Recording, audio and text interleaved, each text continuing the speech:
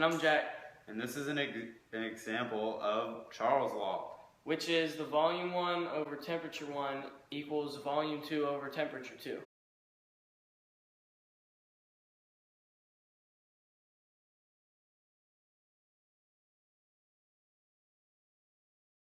What we're going to do is we're going to take this balloon and we're going to stick it in the freezer for 30 minutes.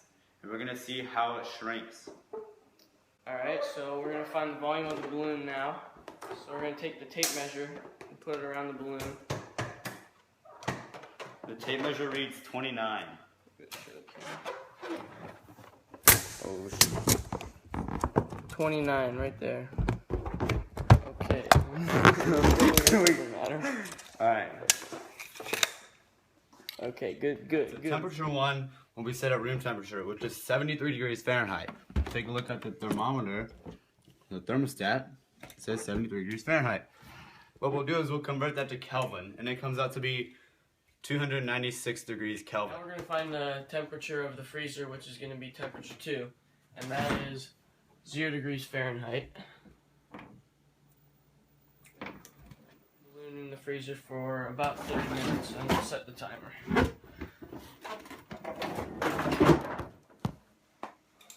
Alright, so now we're going to find the new volume of the balloon after it's spent some time in the freezer.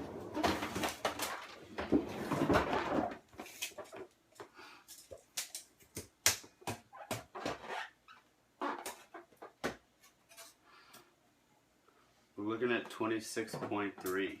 Right here. 26.3.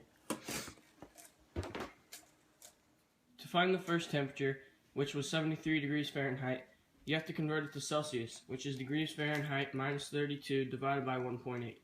So 73 minus 32 divided by 1.8, which is 73 minus 32 is 41, divided by 1.8 is 22.7 degrees Celsius. Then you have to convert to Kelvin, which is degrees Celsius plus 273. 22.7 plus 273 is 295.7, which is a temperature 1.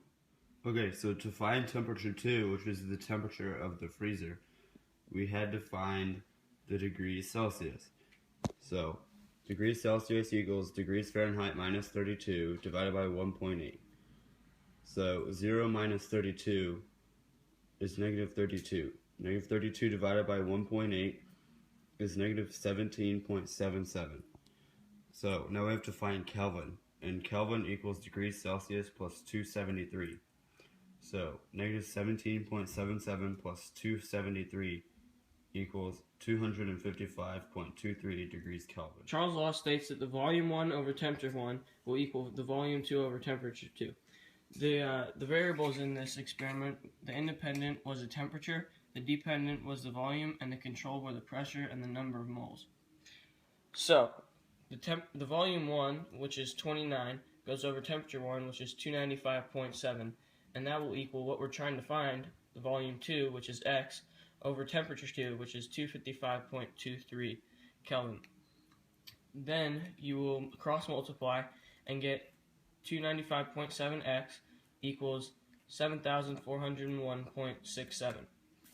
Then you'll divide each side by 295.7 to isolate the x, and x will be 25.03, which will be the theoretical yield because that's what we got from the calculations that we did.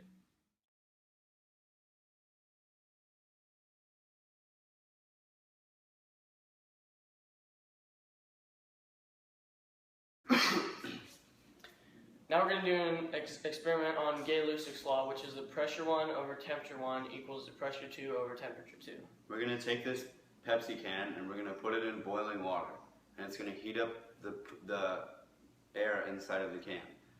And after a short amount of time, we're going to stick it in freezing cold water. And it's going to decrease the pressure inside of the can, causing it to crush. This is because it's a direct relationship. So as the temperature goes down, the pressure will go down as well.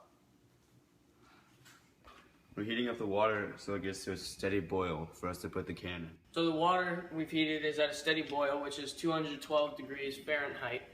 So now we can do the experiment. What we're going to do is we're going to take this can and put it in the hot water. And we're just going gonna put it in there for a little bit. Just move it around. Heating up the can for a little bit. The temperature of the can is extremely high, so the pressure in there is going to be really high also. What we're going to do is we're going to take the can and we're going to put it in this cold water, and it's going to decrease the pressure of the can, hopefully causing it to crush. And if it doesn't crush, it's going to suck up a bunch of water. So here we go. And the can crushed. Okay, so we found out that the actual yield of volume 2 is 26.30.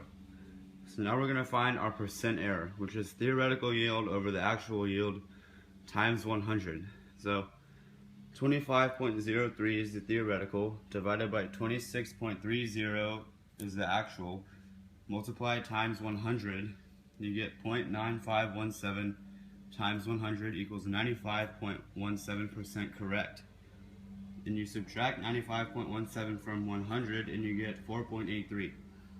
So our error was 4.83%. I filled the can up with water, and now we're going to see how much water can actually fit in here so we can find the actual pressure of the can.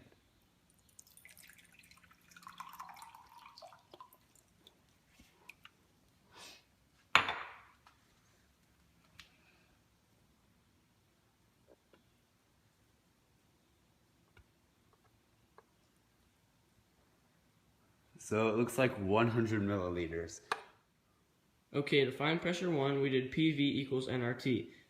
The volume we found out of the can is 1 pint, which is also 0.473 liters.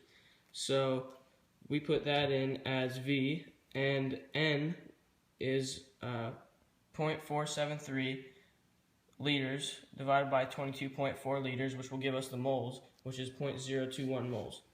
And we put that there. R equals 0.0821, and temperature of the first is 373.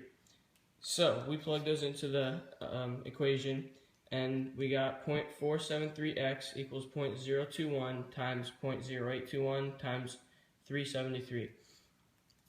Then you divide each side by 0.473 to isolate the x, and x comes out to be 1.36. That is the pressure of the first. Okay, so for temp 1, we found out that it was 212 degrees Fahrenheit because that is boiling point for water.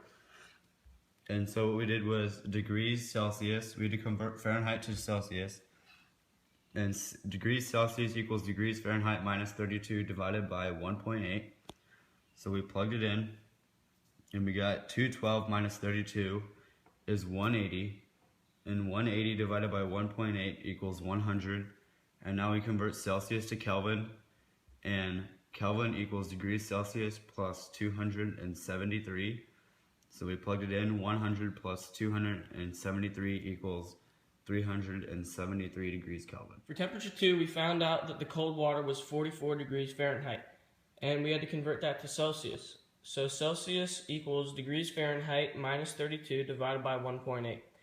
And we put in 44 degrees Fahrenheit minus 32 divided by 1.8, and that equals 12 divided by 1.8, which equals 6.66. So then we had to convert to Kelvin, and Kelvin equals degrees Celsius plus 273. So 6.66 plus 273 equals 279.66. Gay-Lussac's law states that pressure 1 divided by temperature 1 equals pressure 2 divided by temperature 2. The variables in his law state that the independent variables is the temp, the dependent is the pressure, and the controlled variables are the volume and the number of moles.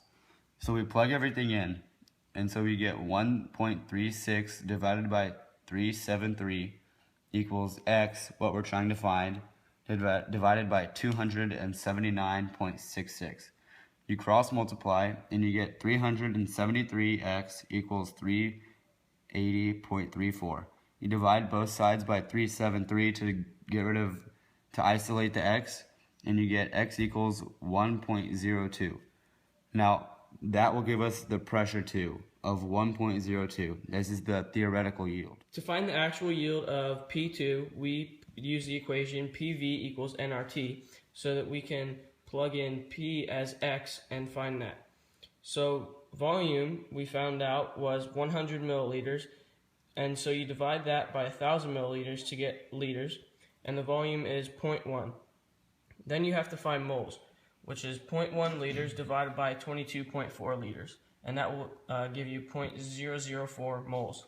R equals 0.0821, and temperature, we found out, is 279.66.